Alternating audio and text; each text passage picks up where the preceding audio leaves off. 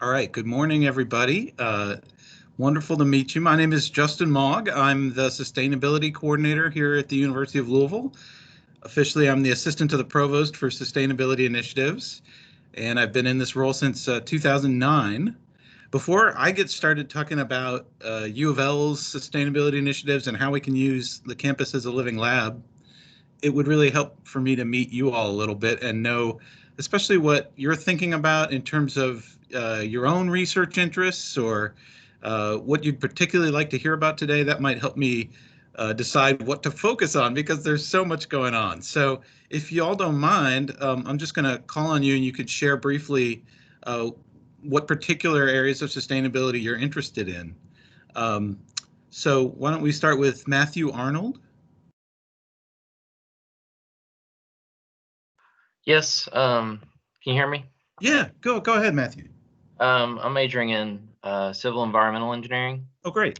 And I'd love to get into sustainability, environmental restoration. I have a lot of different avenues I could go down, so yeah, kind of open-minded. Okay.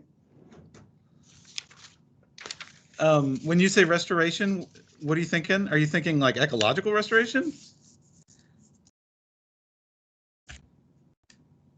I guess like pollution prevention. Okay, pollution prevention. Cool. I don't know. Right. There's a lot of different avenues I could take. Okay. Aisha Ross, welcome. Do you have anything in particular you'd like to Hi. Hi.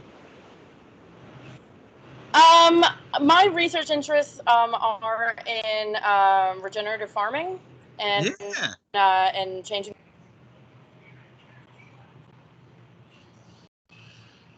Regenerative farming, cool. Welcome. How about Sarah Becknell? Glad to be. Hello, I am getting my master's in sustainability, and I'm interested in sustainable food systems and water quality. Ooh, cool. And then Bunny. Hi there. So yeah, I'm a graduate student in the sustainability program, and it looks like my research is kind of looking towards either community engagement, urban heat islands and cooling stations involved in those, and then just public health, health being in all policies is one of my goals. Thank you. Wonderful. All right. And Emmanuel Fields? Hi, I'm a first semester grad student in the sustainability program, and I have an interest in high residential development versus the loss of farmland. Oh, yeah. Good. Awesome. How about you, Bevan Hardy? Hi, I'm Bevan. I'm getting my master's in sustainability, and I would say my main interests are sustainable food systems as well. Okay, that's 2 votes for sustainable food systems. I like it. And several on farming and ag. That's fun. How about you, Macy Higdon?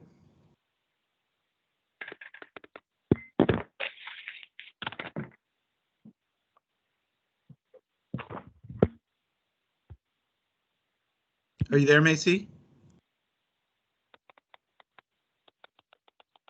Maybe we lost Macy. I see Ryan Lloyd. Welcome, Ryan. I'm having people just share what particular areas of sustainability they're interested, research interests, or what they'd really like to hear about today in talking about U of L sustainability. Okay, great. Do you want me to go ahead? Yeah, please. Yeah, my name is Ryan. I'm a master's student in the sustainability program.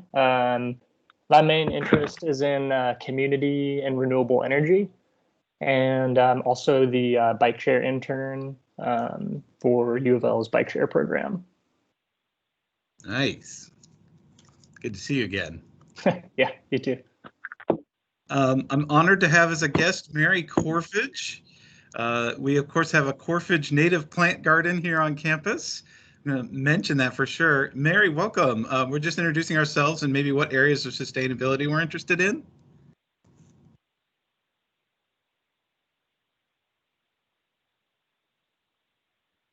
I don't know if Mary can't hear you, Mary.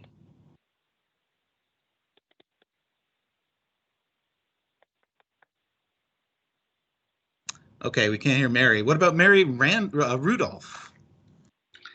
Hi, my name's Mary Abigail. I go by Abby. Okay, sorry. The name that shows up. So yeah, no worries. Abby Rudolph. I'm a first-year PhD student in the Urban and Public Affairs Department. And I'm especially interested in community land access for urban agriculture and how that is connected to food sovereignty. Yeah, wow. Great. And did I miss anybody?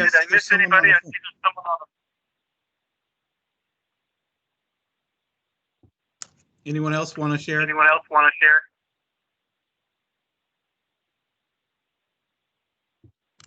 Okay. I'm getting a feedback now. Try to mute that participant. Maybe it'll go away. Okay. Yeah, if you all could stay on mute while I'm presenting, but feel free to use the raise your hand function. I think I'll be able to notice that. Or maybe it's easiest to just save questions till the end, whichever works. We're going to try and save plenty of time to do Q&A and networking with each other, talk about potential collaboration and that kind of thing. But let me get started.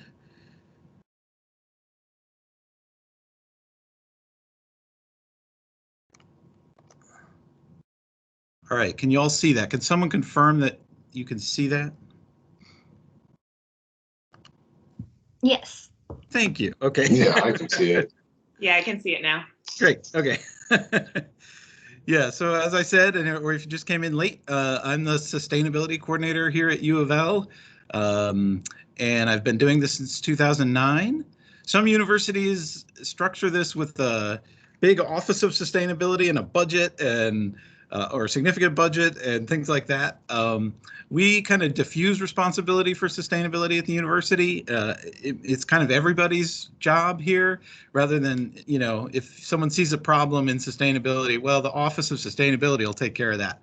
Whenever I hear that at U of L, I'm like, you mean me? I got it. Well, I'll do my best, but it's really a team effort here. And there's great things about that. There's frustrating things about that, but we try and make it work. And I will note too, if you want to dive deeper into any of the topics that I know I'm not going to have enough time to spend on today, we have a really rich website. It goes broad and deep at louisville.edu/sustainability, where I try and document as much as I can of everything we're doing with, of course, text, but also photos, videos, web links to other things. So it's a great resource for anybody who wants to dive into what's going on here or learn about events going on, that kind of thing. So please check it out.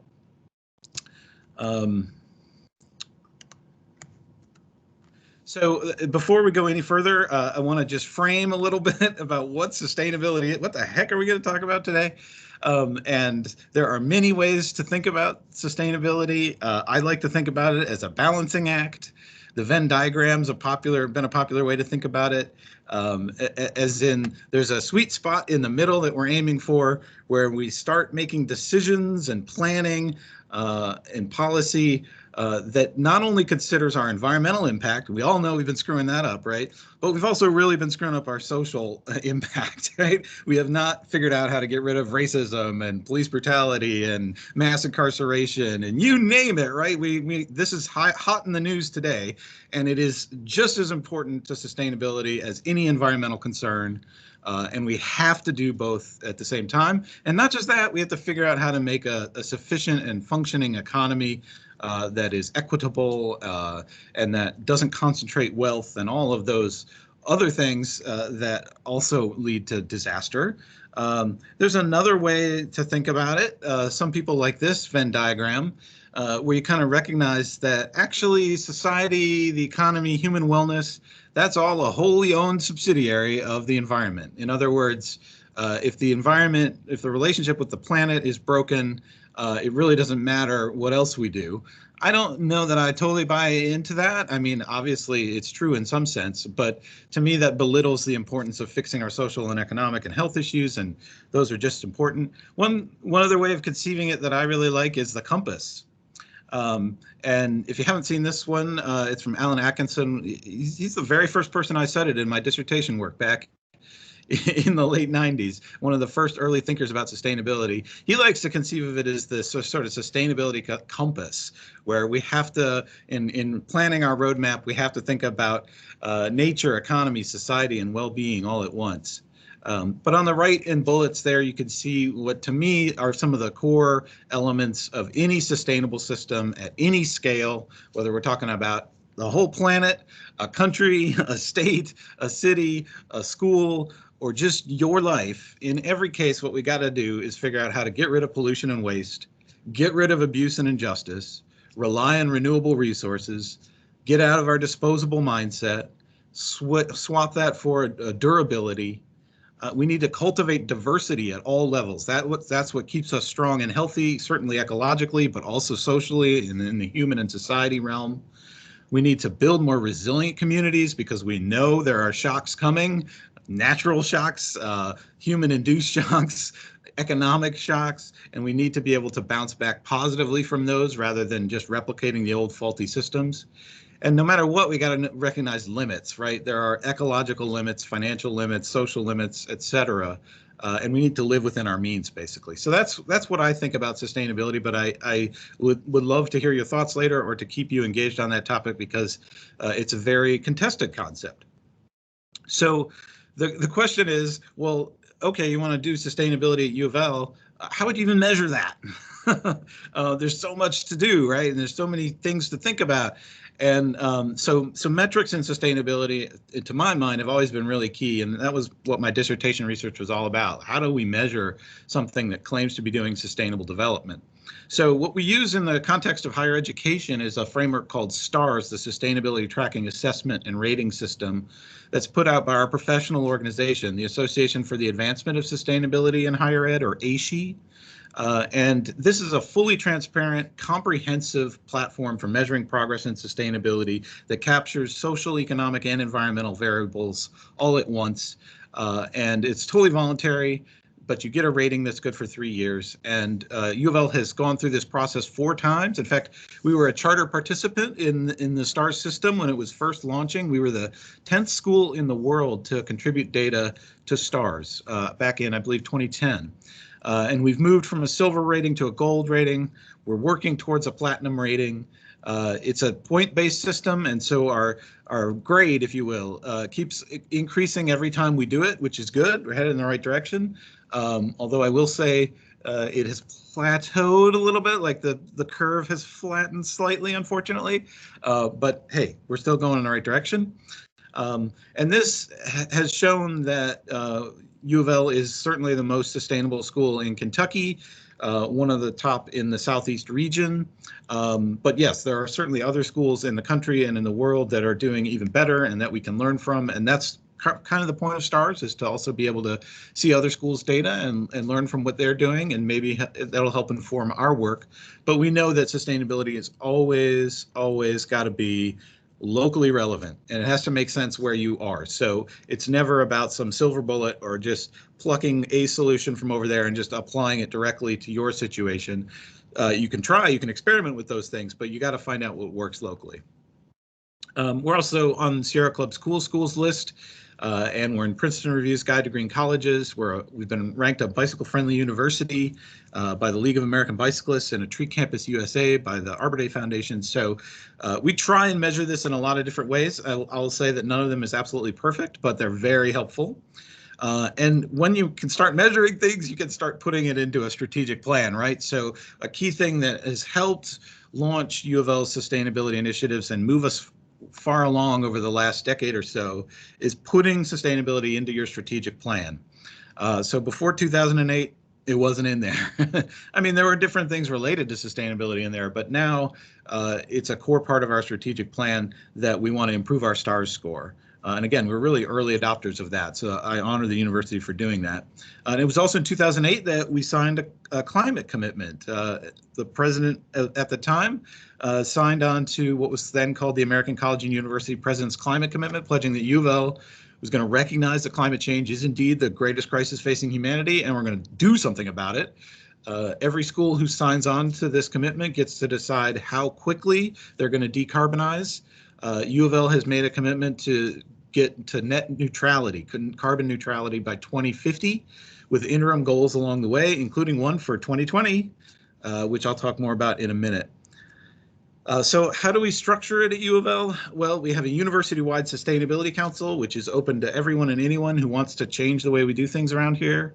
We divide our work up into the 4 categories of stars. So there's a committee that meets every month just to talk about operational issues.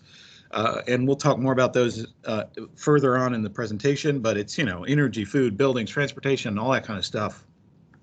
There's a committee that meets monthly to talk about some of the planning issues in sustainability, governance issues, administrative issues, how we treat our workers, how we treat other workers off campus, all those kinds of things. There's an engagement committee that meets every month to talk about how we can engage people on and off campus in sustainability. And then there's an education and research committee that looks at how we integrate sustainability into our curriculum and our research agenda at UofL. And in the background in red there, you can see some of the many different centers and institutes at the university that have been working on these issues for a long time. Most of them predate the Sustainability Council and really contribute to this work in a lot of different ways and are important for people doing research to know about, right? So what I really want you to think about in the rest of the talk is this concept of using our campus as a living laboratory to investigate sustainability. And what I mean by that, first of all, let's break these words down. Campus, first of all, we have 3 campuses at the University of Louisville, plus some other lands we own, and we also have people working at other sites who are part of the university or maybe even studying at other sites. And now we're in a virtual world, right, where a lot of people are a part of the university from home. So anyway, campus is diffuse, and we certainly are an urban university. We know sustainability doesn't happen in a bubble, so we have to figure out how to do it as a city too, right? So take that word liberally. Living lab means we're in it, it's happening now, changes, it's dynamic. This is not a traditional laboratory where we can control all the variables, right? And isolate and look at just one particular thing, break things down. So we have to understand the systems, the moving dynamic systems that we're living in if we want to study sustainability seriously. And then, of course, I already talked about the word sustainability. That can mean a whole lot of things. And so in the bullets here are some examples of sort of topical areas that I know University of Louisville is engaged in, needs more help in. The concept is what if we took all the brains that use the campus, come to campus, engage with UofL in some way, and turn their attention at least for a time in their time here on campus, right, to helping us solve some of our challenges in sustainability, or to investigate new opportunities we haven't even thought of in sustainability. To me, this is really exciting. I know this is what I would want to do if I was a student or if I was on faculty.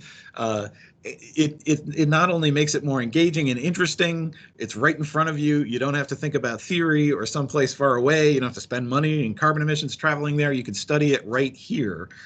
But it's also extremely helpful for the university, right? If your brains weren't engaged in this work, we'd have to pay somebody else to do it. And we can't afford that. So having all of these smart people helping us with all these challenges is really how we make progress as a university. And it's also how we make better engaged learning. And just a few pictures of some examples of how we've used campus as a living lab. Top left is a picture of engineering students who have been engaged in helping us monitor the effectiveness of our stormwater infiltration systems. So I'll talk more about those, but this is putting in some of that monitoring equipment.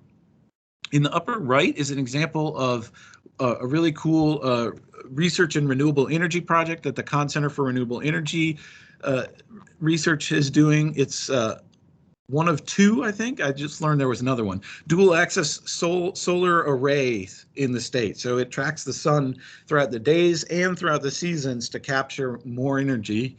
Captures about 30% more energy than the fixed panels on the roof of my house, for instance. And it makes not only electricity, but in the middle there are two solar hot water heaters. And then in the lower picture, you can see examples of students in biology learning about tapping trees to make syrup. This is an example of a failed experiment. We have been very successful in tapping our maple trees to make maple syrup, but what they were studying this year was, can we tap the sycamore trees on First Street and make sycamore syrup out of it? Doesn't work here in Louisville. We've tried several years. So let's move on. I just want to let you know that this is part of a rich and emerging tradition in pedagogy, using these applied learning projects for sustainability. And ASHE's put out a great guide for how to do it, which might be useful not just to educators, but to graduate students too. So that's available at ashe.org, and anyone with the louisville.edu address can access these because it's open to anyone through our institutional membership in ASHE. So let's talk about some of the practical challenges right here on campus and how we might use them as a living lab. I mentioned our carbon commitment, and so this has been a big framing for what we prioritize and what we're going to do. So measuring our carbon emissions every year has become just a big project in and of itself.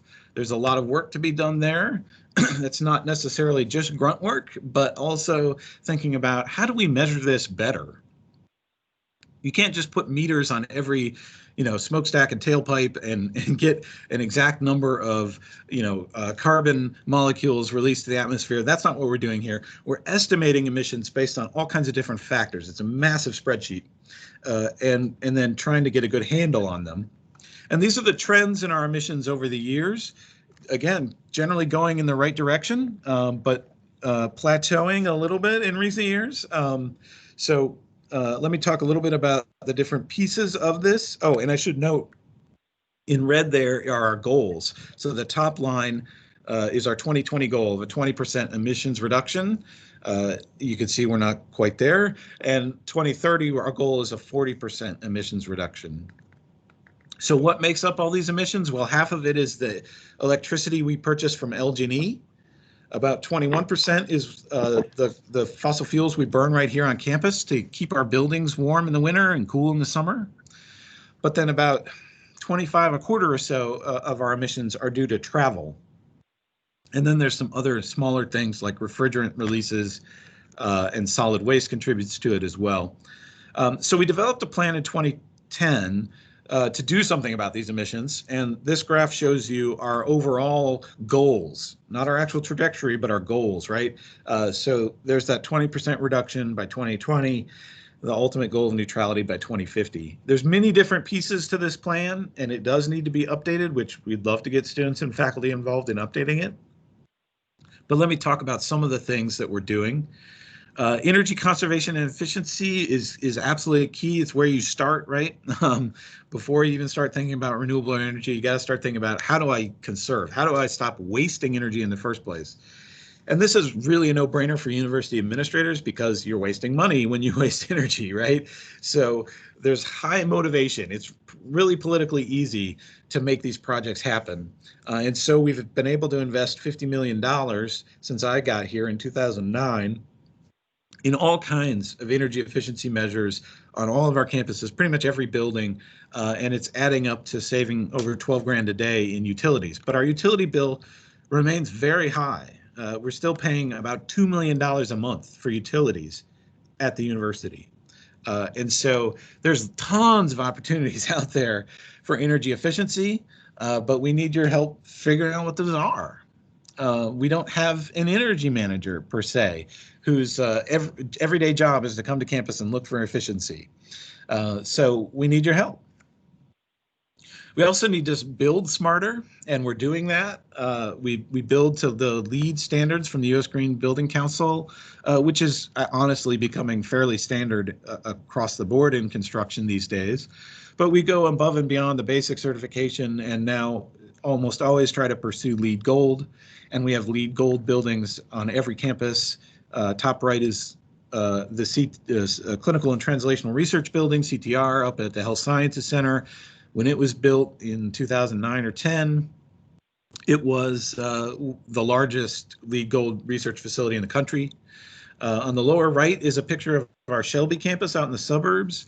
A very small campus, but we have a biohazard research lab there, which is covered in solar panels. In the smallest picture is actually one of my favorites. It's an example of a LEED Gold renovation instead of new construction. So you're able to save all the embedded energy and materials of the building and repurpose it in a smart way. And then the lower right is the Student Rec Center, which is also a LEED Gold facility, and I'll talk more about it. It is a unique energy project in there. So how do we use our buildings as living laboratories? Well, we're always renovating, we're always building, we're building right now. And can students and faculty get involved in helping us design more sustainable buildings in the first place, or think about sourcing materials and things like that, which we always contract that work out. We have somebody else, oh, there's somebody else who knows who can do that. Well, what if we could have the brains on campus help with these kinds of things? In renewable energy, our plan has a goal of 20% renewable by this year. We're at about 5%, and the only way we're going to get to 20% is by doing something large scale off campus.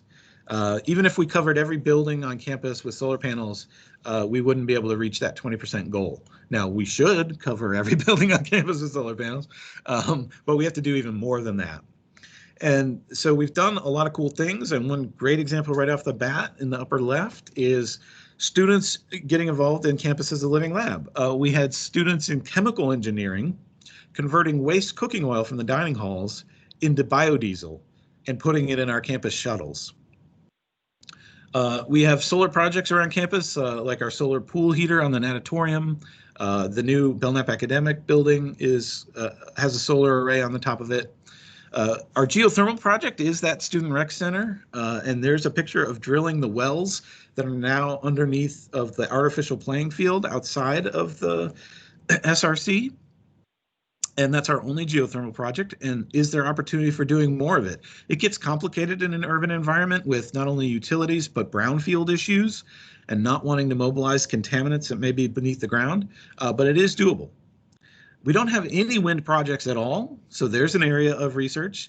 I know from what I've heard that the wind resource in Louisville is not the bomb, you know, it's okay, but are there maybe higher efficiency turbines that could still work here?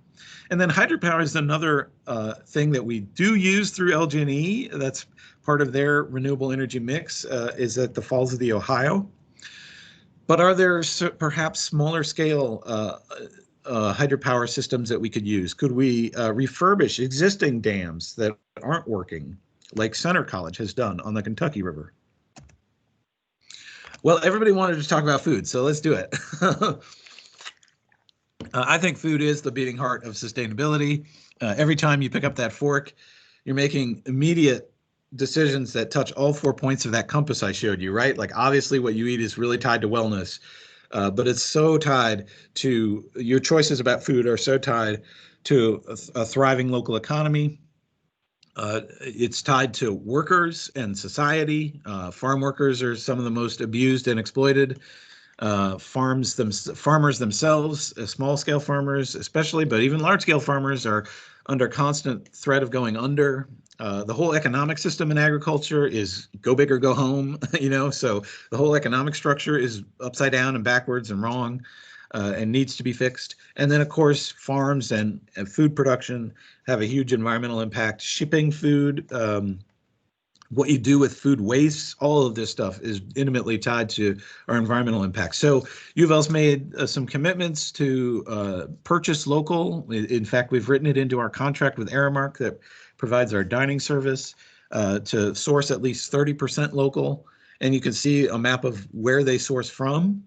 That language in that contract is not strong enough, and it's not targeted enough at direct farm impact, which means we can get to that 30% by buying, you know, local bread made with ingredients from who knows where. And we should buy local bread if we're buying bread. but we also want to have a direct impact on our local farmers. And we want to facilitate a regenerative agriculture. We want to facilitate a rich urban agriculture. We want to facilitate a thriving agricultural economy here in Kentuckiana. And so sourcing local is key to that, and developing those relationships with producers is key to that. But of course, it's not just dining. It's what people learn about when they come here. And so having a garden right in the heart of campus at our Garden Commons and right here behind Urban and Public Affairs is key to that education. Most students graduate from UofL having no idea where food comes from, how you would grow it, or any of the issues related to agriculture. And then also other ways to get local food on campus, like our community supported agriculture program or our farmers markets. All of these involve tremendous opportunities for research. You can imagine a garden. Wow, there's so much we could study there. You can imagine a farmer's market if you want to look at pricing issues, economics, why people shop, who shops, so many different issues related to that. And then when we talk about, sourcing food for dining halls, wow, so much opportunity there. And then on the waste side, man, tons of opportunities for research. Transportation is a huge issue that doesn't get enough attention at UofL. We don't have a transportation manager who is coming to campus every day thinking about how we get people out of their cars.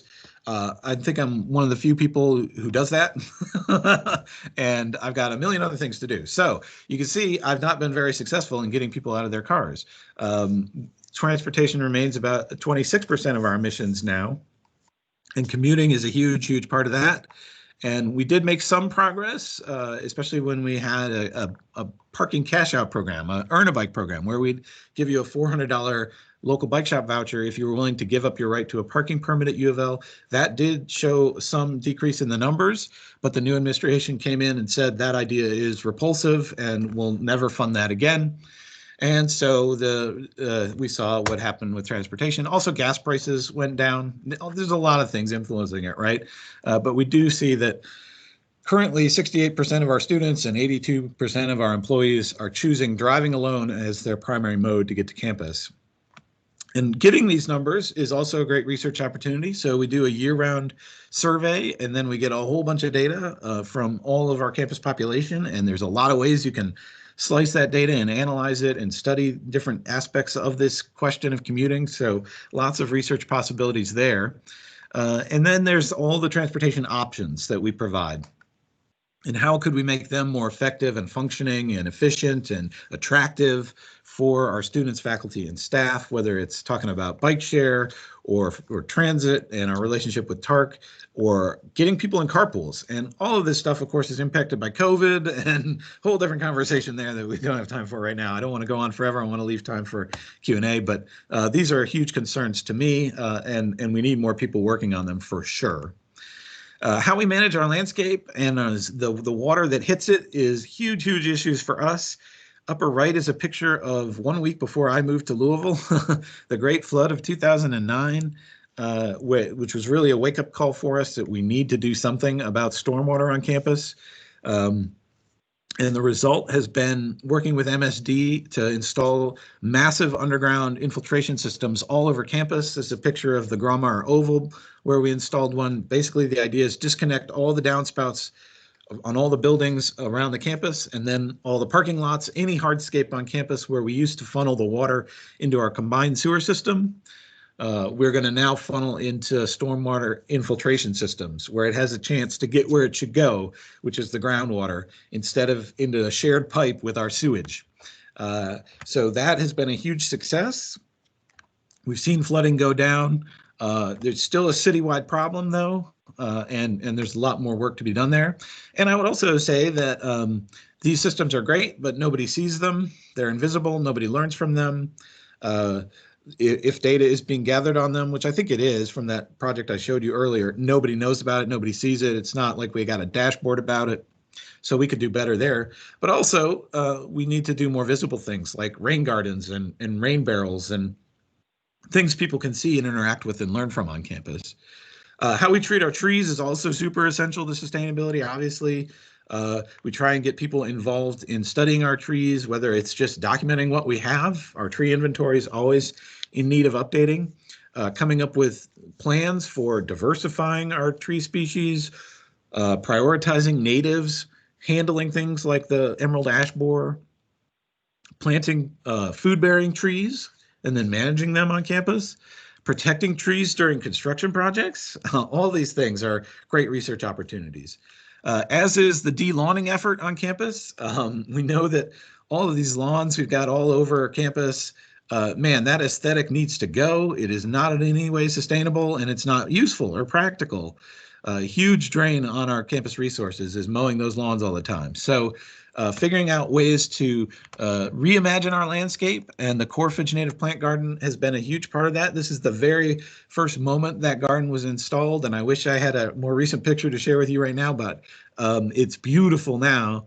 But what we did was we removed lawn that was doing no good for anybody, and we put in a living laboratory of native plants. And there are plans to expand that and include a prairie section too. The bottom pictures are our urban and public affairs garden, which was all grad student driven. Again, we removed all the useless lawn around our historic apple tree and installed an amazing wild space and food production zone. We've got 3 raised beds for vegetables, but then we've got fruit all over the place, whether it's maypops or pawpaws, or we've got hazelnuts. Man, there's so much going on there. I could talk about it all day, but lots of opportunities for research in all of these areas.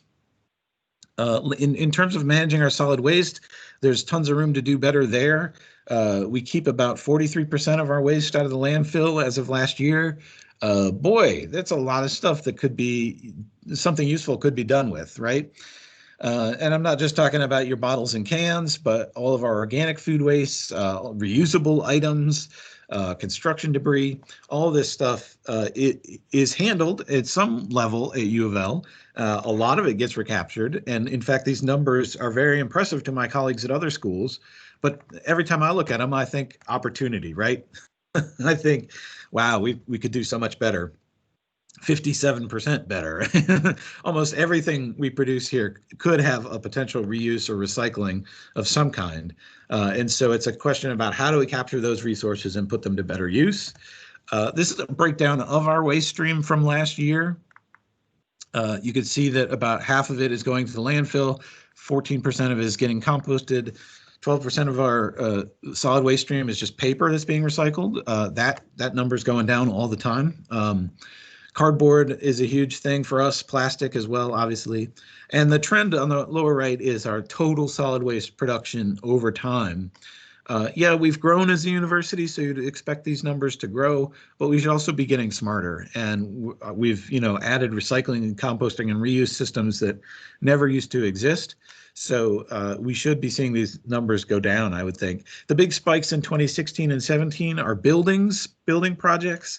So that was the recycling of the Crawford Gym, for instance. Behavior change is the key to this. To me, we can install all the sustainable systems we want, but if no one's changing their behaviors, if no one's becoming more aware of these issues, if no one's engaging with them, if no one's questioning our culture, hey, we're not doing our job at all. This is supposed to be a place of learning. You're supposed to come here and see something different. And unfortunately, a lot of our administration wants you to see what they expect you want to see, right? Like lawns, for instance. So we've got to change that mindset and make this a place of learning and experimentation and funkiness. And we've got to get people engaged in thinking about their own behaviors. And so we try and do that in a lot of different ways, which, boy, we could use tons of study and investigation in what are the most effective strategies for changing behaviors. I just want to quickly mention a couple of programs we have to engage people. Our EcoReps program is sort of a voluntary leadership and service and peer-to-peer advocacy program in sustainability, and it's open to anyone. And we have online resources for learning about sustainability, but also in-person workshops, well, virtual and in-person now. And in fact, it's starting right at noon, right after this, and the topics are different every month, so we encourage you to get involved with that. And then we have volunteer opportunities on campus all the time, whether it's our weekly Garden Commons work days every Friday at noon, our Sunday compost church every Sunday at noon, noon to 2 p.m. Our community composting program is amazing. We have a food recovery network where students go around and capture food that's going to waste, whether it's, at the end of the day at Einstein's or maybe a catering event, and try and get that food into hungry people's hands. Same thing with the Cardinal Cupboard. It's our on-campus food pantry, and we'd love to expand it and reach more people. We're just talking now about doing an HSC food pantry as well at a health science center. And then our free store is all student run, and it's a place for free exchange of stuff. So that's it in a nutshell. This is my contact information, and we're on the socials if you want to follow us. And I encourage you to get in touch with me if you have any questions, and I'll take them now. So let me stop sharing the screen, and we can go back to Q&A and discussion. So we've got about 15 minutes or so. I'm sorry I wasn't able to watch the chat or the garden in our lawns. Yeah, Bunny. I love it.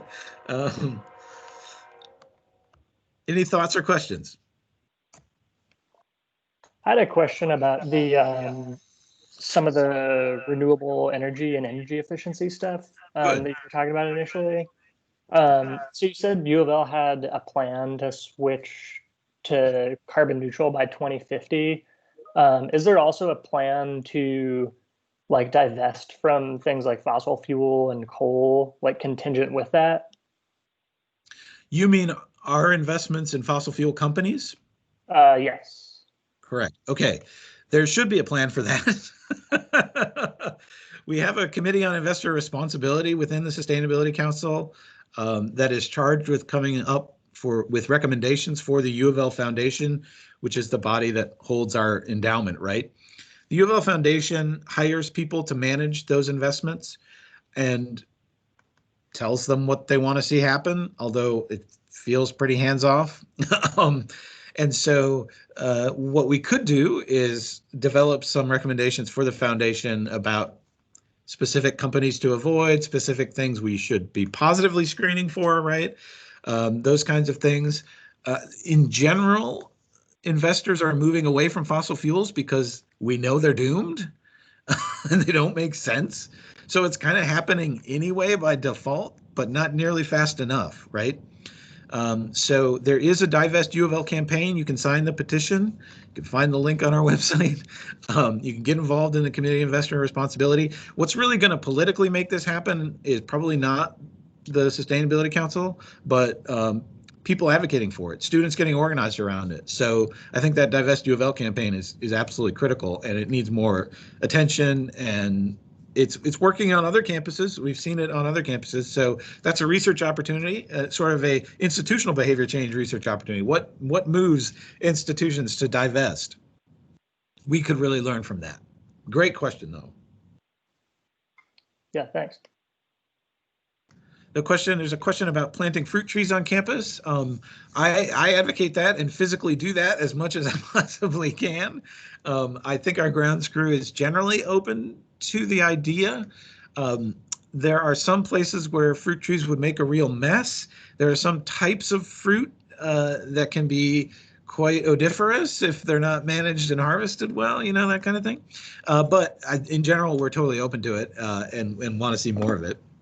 And we do have, for example, an annual workshop right around June 1st to harvest our service berries, which are planted all over campus and people don't recognize as food. And unfortunately, there's very little campus population around at U of L on June 1st when they're ripe, but those who are here are more than welcome to join us, and enough students actually live in Louisville that can come to campus for that day. And service berries are all over the city.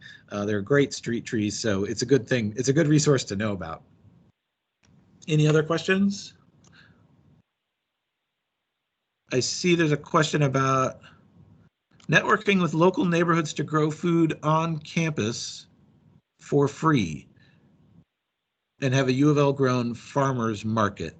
So, Rebecca, if you want to unmute and explain a little bit about that, you mean what? I'm confused about the network with local neighborhoods part. Okay, so there are a lot of local neighborhoods around the University of Louisville, and I know we had that little farmers market before COVID and before they started building the Marshall and shut down that whole street. What was it? I forget that little street by the old Gray's bookstore. Brandeis, yeah. There it is, Brandeis. We had the Brandeis Farmers Market, and they brought in a lot of like external people to sell things like that. But like with the UPA garden, I mean, that is a beautiful little space and it can be very productive. And we have several of those, but we also have these massive spaces of grass. And why can't we come together with some of local neighborhood associations or grassroots organizations for growing food and just have gardens on campus? And maybe the Greek Life has that massive field next door to all the little Greek Life houses. I mean, they could have these cool gardens and it could be a fundraiser for them. And I mean, we don't necessarily live in a food desert by U of L, but we kind of do. So, I mean, there's just land here. There are students here that need community service hours. And I mean, is it too obvious, or like, how could we do that? How could we orchestrate that? Is it too obvious? I love that. So the request for something like that is going to have to come from the farmer, right? U of L is not going to say, hey, we're plowing this up. Anybody want to come? I mean, that's never going to work. So there has to be, and when I say farmer, it could be a community of community gardeners or something like that, but there has to be an entity that would want to do this. And there's certainly some thinking in the administration about, like, why would we give up our resources to a private venture? For example, if a private farmer wanted to come and use our land, wouldn't we want to get something out of that? So there would have to be something in the arrangement where U of L would get something out of it. Now, that something doesn't necessarily have to be money, although administration is always starving for money. It could be educational opportunities, something like that. Could be in kind. But yeah, there would need to be a proposal that for us to consider. Thank you. That's awesome. I'm going to reach out to one of my buddies in a nonprofit. Yeah. And then to get to your question about in terms of supplying to our farmers market, we would love that. I mean, we've always struggled to get vendors at the farmers market, especially produce vendors. Like it's not as hard to find a coffee roaster or a baked goods or something, and we need some of those to attract buyers. But there are so few small-scale vegetable farmers around us, and they're already maxed out in terms of the time they have to go sit in a farmer's market, which is a big expenditure of their time they should be farming, right? So yeah, man, we would love to have any local vendors who are able to supply our farmers markets. And hopefully the Belknap Farmers Market will return in post-COVID, as well as the Gray Street Farmers Market at Health Science Center. Who knows? Hi, it's Mary Kay. Can you hear me now? Hi, Mary. I'm sorry. I didn't realize my camera had to be popped up to also have my mic on. So, okay, you're fine. Yeah. My question, I'm a longtime animal activist and have always been interested in, factory farming and meat in general regarding sustainability. Tell me what U of L has done in the past and future plans to reduce the amount of meat being served and education around that. So glad you asked that. Thank you. Yes, super, super important. And, it should be more higher priority on our climate action plan, too, because we know that meat consumption is one of the primary drivers of climate change. The resources required to produce a pound of animal protein versus a pound of vegetable protein is just through the roof. When you look at all kinds of metrics, of course, it depends on the kind of animal protein and how it's raised and all that. I understand. It's very complicated and complex. But the real challenge is around behavior change, and both individual choices, but also institutional thinking and the way we prepare food, right? So we're kind of stuck in an old fast food model here on campus, and I think that's the greatest challenge. People like to complain about Aramark, and they're not perfect, but why aren't we complaining about Wendy's? Why aren't we complaining about Chick-fil-A? Instead, students rave about that stuff and say how great it is, and that's where they go. And so the administrators look at that and say, well, we're never going to get rid of that. Like, that's great. We need more of that, which is really unfortunate. So it's partly about student demand, but partly about what we offer them. We could choose to do the ethically correct thing and not offer it at all. The administrators would be very concerned about driving students away. I'm not coming to a place with no Chick-fil-A. Are you kidding me? I don't know. I don't know if that's real, but that would be a good area of research. So we've tried to do some creative things. For instance, and mostly this is with Aramark and not with the Wendy's and Chick-fil-A's of the world, who we can't tell what to do. They're going to do their own thing. But with Aramark and their dining venues on campus, first of all, we provide a dedicated vegetarian and vegan station on campus. That every meal, there's a place you can go at the Ville Grill to get those options. And then we try and make vegetarian and vegan options available and hopefully attractive. At other places around campus where you can get food, we have a guide to vegetarian dining on campus. So people who want to go that route can find it. Our Office of Health Promotion has been absolutely key in this. So they have nutrition navigators, which are students stationed at the dining halls to help students make better decisions. And they definitely love to promote the plant-based diet and think about how you can integrate that. And even moving away from scary terms like vegan and vegetarian and just talk about like eating more plants or choosing less meat. We had, even with our Get Healthy Now employee wellness program, we've had like a year-long Meatless Monday campaign where we just every week would send out ideas and recipes and messages to all campus about how to go more plant-based. Then we've done other sort of creative things like mixing mushrooms with beef into the burgers that we serve on campus. I actually think they're majority plant-based, and students don't even know, and they're delicious. So, hey, that's maybe a sneaky way to get more plants. But yeah, no, this is a huge area of potential research and investigation, how we can do it well and effectively and change those behaviors. It's a big behavior change issue that we need to work on.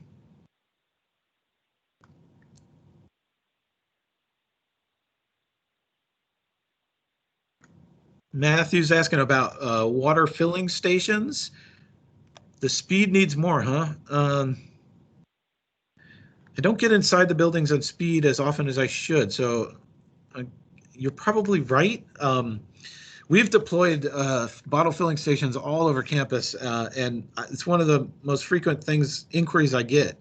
How do I get me a bottle filling station? I wish we had a dedicated budget for that, but what it comes down to is the individual school department unit ponying up the money for them.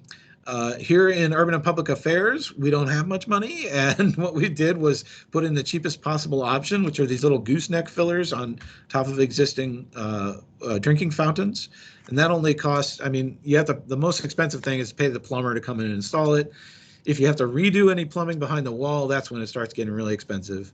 And so some of the fancier ones with counters and all that, you're looking at 20 grand to install one of those. So yeah, I'd like to see more than two. What I'm working with right now is we have to integrate these into the projects we're doing, and we are. For example, the new residence hall that's being built right by the clock tower is going to have bottle filling stations in it, of course. But what the envelope I'm pushing there is to get our first outdoor water fountain and bottle filling station and dog bowl right by the clock tower as a part of that project in a partnership with Louisville Water Company. So hopefully that will be our first outdoor fountain that's not decorative. Other questions or thoughts? We've got just a few more minutes. I have a question about rain gardens. So back in 2009, after that mega flood hit, I was kind of working with MSD a while to install like rain gardens throughout the city. And then I moved a little bit after, so I didn't hear anything else about it. Do you think, was it found out that rain gardens is actually useful to help diffuse rainwater from those mega rain events? Absolutely. They are effective, and they have different challenges associated with them. You got to weed them to some degree, for instance, and who's going to do that work? But there are rain gardens installed. Unfortunately, not. Well, our ground superintendent called it a rain garden. There is a space that used to be lawn in the midst of the Speed School of Engineering parking lot that actually Greek Life volunteered to help convert from lawn to what they call a rain garden. I don't know that I'd call it that, but it's a permeable place with some more thoughtful plantings, but not truly engineered rain garden in the way it should be. But there are good examples of it around town that MSD has been involved in helping get installed. I can think of one on Swan Street, near not too far from where I live, that I see with some regularity. And again, those need to engage the local citizens in understanding how to maintain them. Litter gets in them, that kind of thing. But they can be a great solution for stormwater for sure, and more beautiful than the gray infrastructure that tends to get installed. Yeah. A pollinator garden on campus? Yes, I suppose you would say that. The Corfidge Native Plant Garden is very pollinator friendly, as is our Urban and Public Affairs Garden. I know that there's lots of species at the Urban and Public Affairs Garden for sure that attract all kinds of pollinators. The sunflowers in particular, just endlessly covered in a diverse variety of pollinators, not just honeybees, right? But all kinds of things. And then we have some things like our maypops, our native passion fruits that there's an obligate feeder on those called the Gulf fritillary, which we see here behind the building, which is super awesome in this concrete jungle. Oh yeah, law school in the courtyards. Yes, thank you, Scott. There's also pollinator gardens I forget about them because I don't go through there enough, but they're also been intentionally planted as pollinator friendly. That's a great tip. Go check out the law school courtyards. They're a really nice place to hang out. Well, unfortunately, we're out of time, but I look forward to seeing you all again. I will be participating, not presenting, in the future roundtables. And I invite everybody to come back. We'll be doing this every other week as a public event. And I think our next topic is going to be, again, on food. It's related to urban growing. We're going to hear from one of our recent graduates about soil contaminants in urban gardens here in Louisville. So come on back in 2 weeks, same time, same link. Thank you, everybody, for participating. This was great. Thanks, Justin. Thank you very much. Have a good day. You too. Yeah, thank you. Thanks.